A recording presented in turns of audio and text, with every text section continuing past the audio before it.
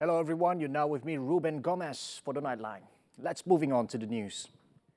Rural areas in Sarawak will be fully electrified 2 years ahead of schedule as compared to its initial target year in 2025. The initiative, managed by Sarawak Energy Berhad, is a commitment to ensure that all areas in the state are fully connected with electricity supply. Revealing the matter, Chief Minister of Sarawak, Datuk Patinggi Abang Johari Tun Openg, said that the state government has allocated a special budget of 2.3 billion ringgit for the matter.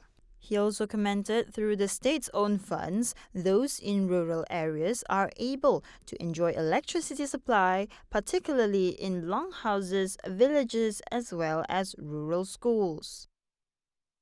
As in our rural schools. The last one that I went was Long Pila with the chairman, and I could see the faces of the longhouses when we went there to appreciate the supply of energy in that area.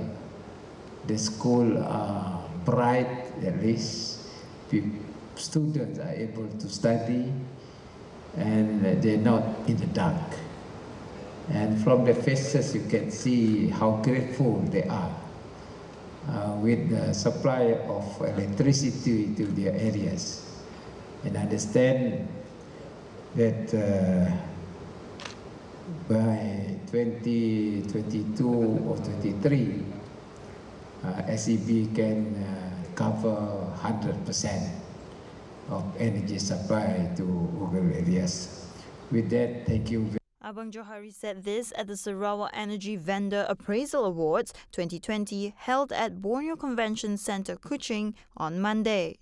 Regarding the hydroelectric dam project, Abang Johari said he had the opportunity to review the current progress of the project recently. Meanwhile, he also touched on the ongoing capital works of projects in Baleh that provide opportunities for local people to participate. To Baleh, we are, as you know, building our Baleh Dam. Of course, we have international vendor, and there are a sizable job that is also given to the local. So the whole package will be international plus local. If the international can deliver, but the local cannot supply to the main core contractor, it may affect the delivery of services to SEB. I managed to go to Baleh Dam to see the development in Baleh. I must congratulate, so far it's so good. Congratulations to SEB for implementing this. Meanwhile, industrial players, including vendors, have been urged to take up the government's call in providing more job opportunities, considering various development projects undertaken recently. Betul, yang memang adalah career opportunity yang baik untuk orang-orang Sarawak. Memandangkan setiap projek-projek yang yang diadakan yang dijalankan oleh Sarawak Energy, mereka amat mementingkan penglibatan local expertise ataupun pekerja-pekerja yang dari segi beberapa peringkat memang memerlukan pekerja-pekerja tempatan. Dan itu juga merupakan requirement daripada Sarawak Energy kepada vendor-vendor dan kontraktor-kontraktor yang terlibat. That depends. Of course, what we are trying to do, we try to develop our local talent. Try to develop local talent, but there are areas where we do need experts in special fields, and kalau tak ada available in the local talents, the specific specialists, then kita bolehlah kita go outside, look for talents from outside. Additionally, local talents will be developed by prioritizing the involvement of local expertise. However, areas that do need expertise in special fields would require foreign specialists to assist in the exchange of knowledge in industrial sectors. Sarawak Energy is implementing a water management system to better manage water resources at its hydropower reservoir plants. The system is currently being adopted at 3 of Sarawak Energy's hydroelectric plants, namely Batang Air, Murump and Bakun. The dynamic water dispatch management system integrates data on weather and inflow forecast to optimize the operation of Sarawak Energy's hydroelectric plants. With better predictions of inflows and reservoir water levels, a controlled release can be better planned during drier season, providing better water level management upstream and downstream. This is a standard practice for hydropower operators worldwide and has been undertaken by the operator of Bakun since it was commissioned in 2010. Democratic Progressive Party PDP President Datuk Sri Tiong King Sing went to the ground to engage with the community, aims at addressing issues raised by the public. The Bintulu Member of Parliament visited 10 rural longhouses in Dugong constituency to further strengthen the good relationship with the local residents. After discovering unsolved issues in the area, Tiong guarantees that he will bring the matter to the government. He said the funds for the longhouses in Dugong will also be fulfilled. During the visit, Tiong discovered that many longhouses weren't fully equipped with basic amenities such as electricity and water supplies. Tiong added a proper road connectivity is needed for the villagers to commute from one place to another. A sum of 600,000 ringgit through the Minor Rural Project MRP were disbursed in the Serian Parliamentary area on Monday.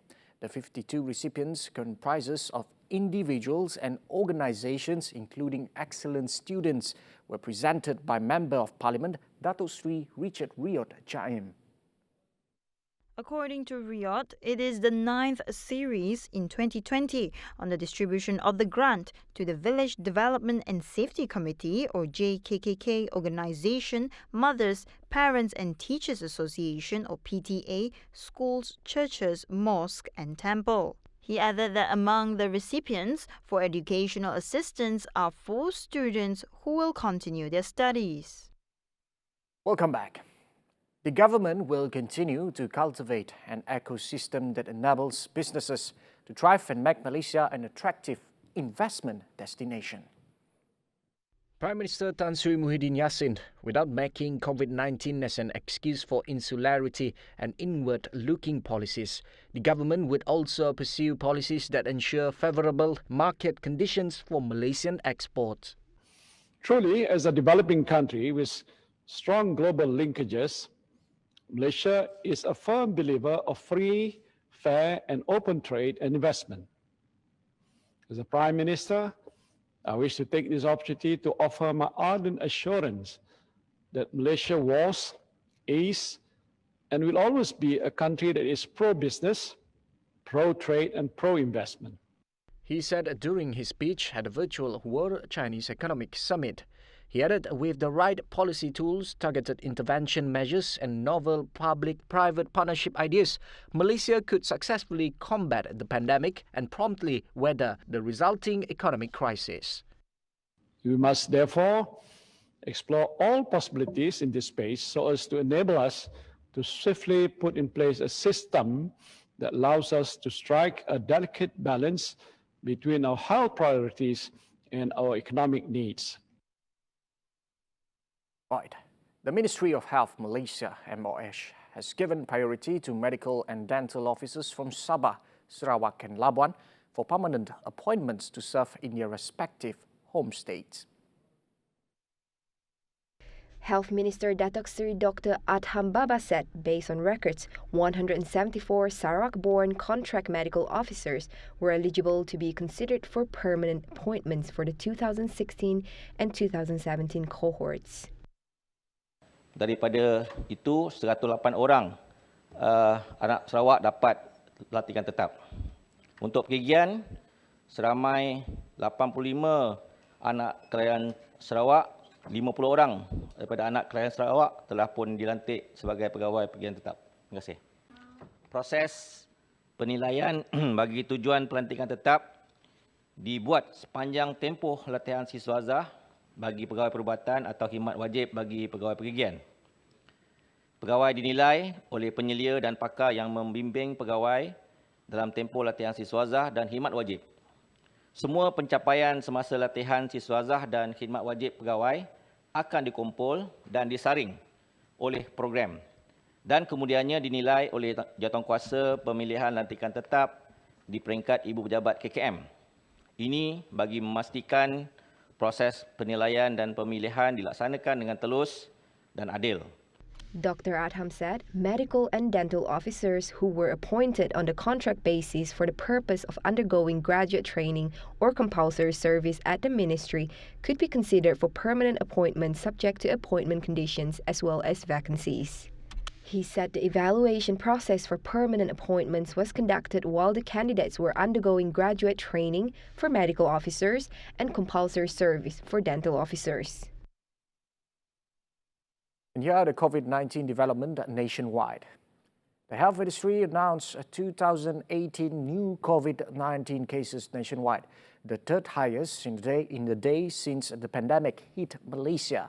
Selangor topped the list once again, recording 1,204 new cases, with 1,115 cases coming from existing clusters. Ini diikuti oleh negeri Johor sebanyak 278 kes, iaitu bersamaan dengan 13.8%, dan negeri Sabah yang melaporkan sebanyak 247 kes, iaitu bersamaan dengan 12.2%. Health Director General Tan Sri Dr. Noor Hisham added that Malaysia recorded one fatality, bringing the death toll to 438. Meanwhile, Sarawak recorded no new positive COVID-19 cases today. State Disaster Management Committee, or SDMC, said this maintains the total number of positive cases in the state at 1,090. The committee also stated that Serian district has reverted back to be a green zone after no locally transmitted cases were reported in the last 14 days. Cebu and Kuching districts remain as yellow zones as there were 3 locally transmitted cases reported in the last 14 days, with 2 cases in Cebu and 1 in Kuching. The government will continue to enhance electronic surveillance technology in efforts to prevent illegal immigrants from the Philippines from entering the east coast of Sabah. Home Minister Datuk Sri Hamzah Zainuddin said the government was also committed to optimizing the security network in the Eastern Sabah Security Command, ESCOM, by further enhancing the capabilities of the security forces, particularly in terms of members and state-of-the-art equipment. Antara cabaran-cabaran yang dihadapi oleh ESCOM dalam menangani isu parti adalah pertama, kedudukan geografi pantai timur Sabah yang berhampiran dengan kepulauan di selatan Filipina dan Indonesia. Faktor ini telah membuka ruang kepada pelbagai bentuk ancaman dari segi jenayah rentas sempadan, termasuk melibatkan pencerobohan parti, kidnapping for ransom dan lain-lain jenayah rentas sempadan. Kedua, keluasan pesisir pantai timur Sabah yang bermula dari daerah Kudat hingga ke Tawau adalah sepanjang 2,344.6 km yang merupakan satu kawasan yang amat panjang.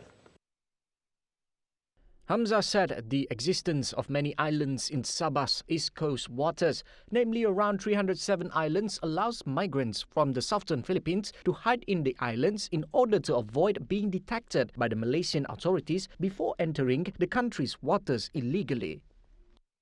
He added another challenge was the existence of close ties between the people of Sabah and the Philippines, as well as travelling to and from between the two countries has long been a habit or practice of the local community. Apart from that, the existence of informers among the locals who provide information on the presence of marine assets of the security forces to skippers who ferry in the illegal immigrants further complicates efforts to track the movement of boats carrying the foreign nationals into Sabah waters.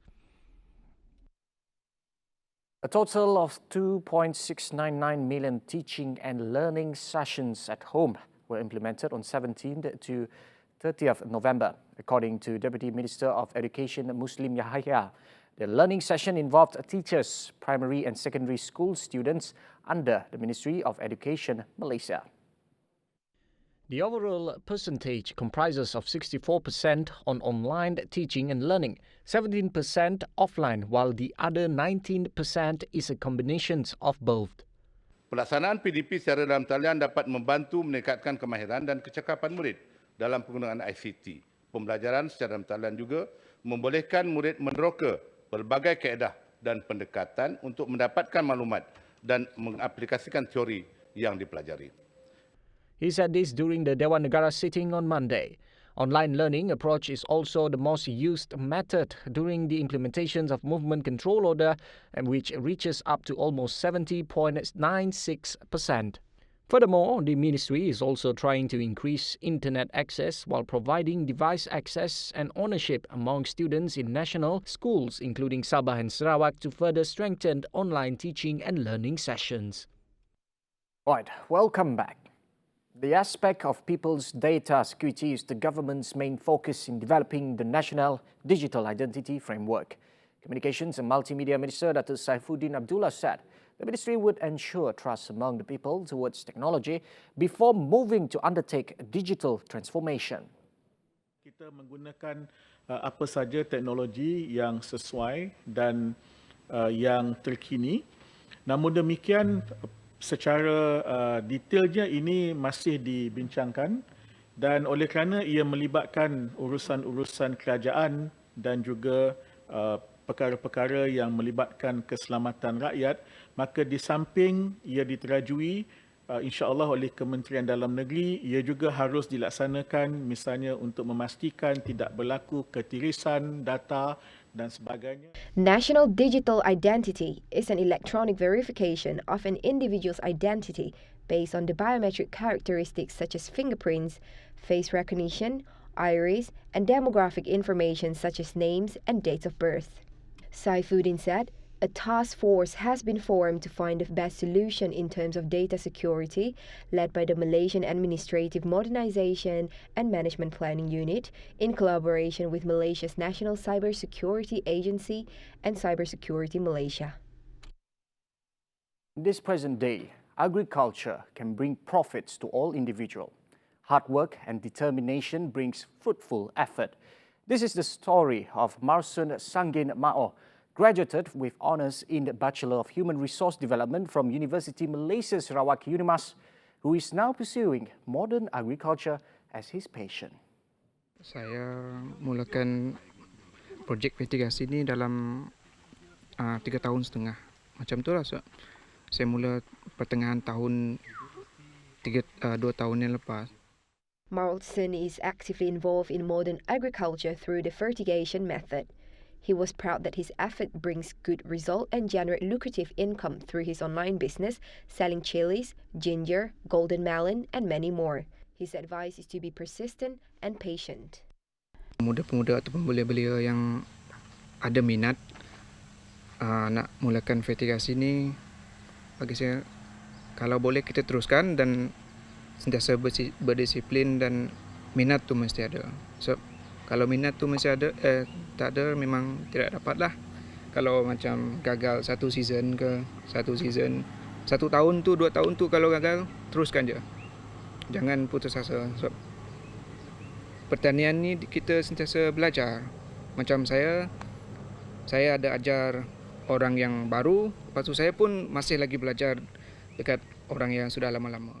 Marlson also expressed his gratitude to Layar Assemblyman Gerald Rentap Jabu for his support and encouragement in the modern agriculture. The Sarawak government has planned proactive implementations of various initiatives and programs set to accelerate the economy throughout the districts. An entrepreneur centre is one of the Sarawak government's approach to develop small and medium enterprises at the grassroots. Deputy Chief Minister Dato' Amar Awang Tengah Ali Ahsan said the Entrepreneur Centre will be a centre that provides opportunities to traders for small and medium businesses. He added the centre can also be used as an incubator centre in addition to being a registration centre for private company or family. So far, a total of 8 entrepreneur centers will be built through the allocation of the Northern Regional Development Agency in the Limbang Division, which is in Kampong Pahlawan, Tedungan, Batu Danau, Baklalan, Long Tuan, Kampong Pawas Jaya, and Kampong Ladang Baru. The Communications and Multimedia Ministry, MCM, is carrying out various initiatives to encourage micro and small and medium enterprises to use digital technology, especially e-commerce application in business. Its Minister Datuk Saifuddin Abdullah said among the initiatives implemented are e-entrepreneur programs via off and online learning to provide digital entrepreneurship knowledge to generate income and to improve marketing and sales. Sehingga November 2020, seramai 394,894 orang usahawan telah dilatih dan daripada jumlah ini, seramai 155,885 orang telah berjaya melaporkan jualan sebanyak RM965.48 juta. Apart from that, Saifuddin said local e-commerce service was also implemented. It is to assist rural entrepreneurs to digitalize their business conducted offline, including advice as well as support assistance to entrepreneurs. He added his ministry was also implementing the Digital Free Trade Zone initiative to improve local SMEs export. There are now more than 20,000 local SMEs registered with the program to place their products on regional and global virtual market platforms. A 2-year-old girl drowned after she fell into Sungai Bangin God, Tunku, yesterday. Lahad Datu District Police Chief SCP Rohan Shah Ahmad said the victim's body was found floating about 100 meters from the scene by the search and rescue team. According to him, the victim had fallen into the river with her 4-year-old sister, while their grandmother and aunt were plucking chilies behind their house and heard the elder sister scream and ran to rescue the two girls. The grandmother managed to pull the older girl out of the water but failed to rescue the victim. Rohan Shah said 3 individuals, namely the victim's mother, father and grandmother, were being remanded for 7 days to facilitate the investigation under Section 33 of the Child Act 2001 and Immigration Act 1959-63. Now moving on to the global development. The United Kingdom has identified a new variant of the COVID-19 that can spread more quickly than prior strains of the virus. The new strain could be up to 70% more transmissible than the original strain of the disease. Boris Johnson imposed an effective lockdown on over 16 million people in England and reversed plans to ease curbs over Christmas. The new strain is not more deadly or more serious in terms of the illness cause. We must, I'm afraid, look again at Christmas. And as Prime Minister, it's my duty to take difficult decisions, to do what is right to protect the people of this country. Given the early evidence we have on this new variant of the virus, the potential risk it poses, it is with a very heavy heart, I must tell you, we cannot continue with Christmas as planned. The number of cases in England has soared in the last 2 weeks because of the virus variant. Meanwhile, the World Health Organization said it was in close contact with UK officials over the new virus variant. Right, just a friendly reminder, the war on COVID-19 haven't ended yet, so remember, always adhere to SOP and always practice physical distancing, wear your mask everywhere you go, and always bring your hand sanitizer and wash your hand whoever you touch, shake hands or anything, whatever object you touch. Remember, just a friendly reminder. Well, Ruben Gomez, conclude the Nightline anytime, anywhere. Thank you.